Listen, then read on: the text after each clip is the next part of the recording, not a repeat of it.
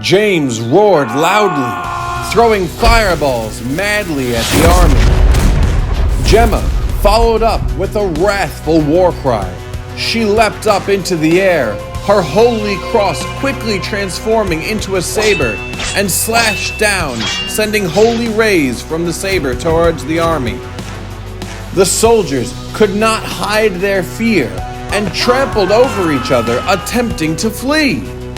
Gemma's merciless saber stormed through the army, killing some, wounding others, leaving many fighting for their last breath on the street, while a few others successfully fled into the alleys nearby.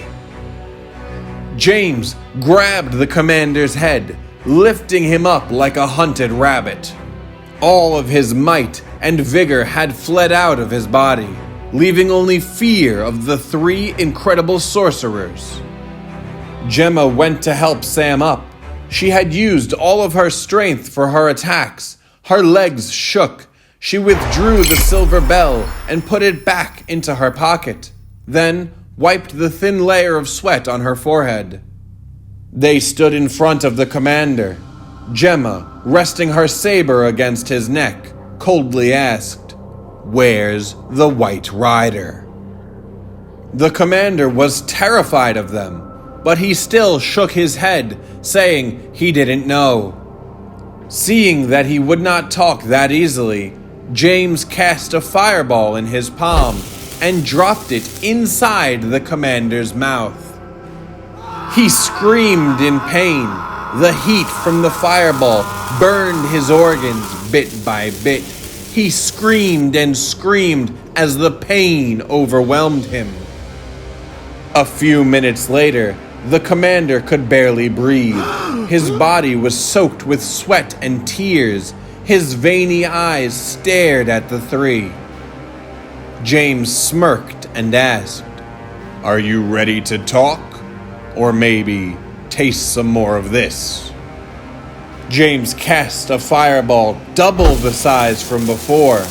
The commander scarily mumbled with a pale face, "West, the castle in West Texas." Getting what they wanted, James loosened his hand. Gemma stepped forward, asking, "Why are you using parasitic monsters across the land to spread the virus?"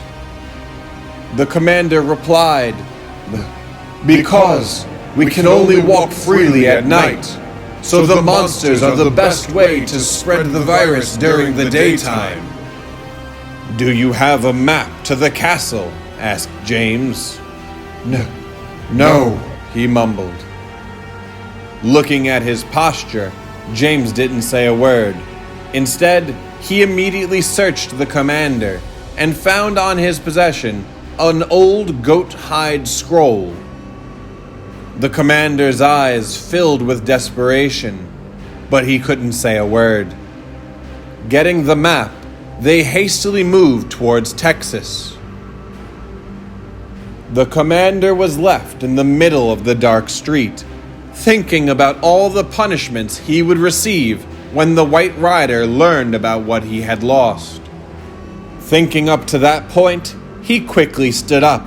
He picked up a sword from the ground nearby and stabbed himself in the heart. He would rather die now than suffer the White Rider's wrath. Subscribe now to My Novels to enjoy a journey of the best mystical, magical, and mysterious stories.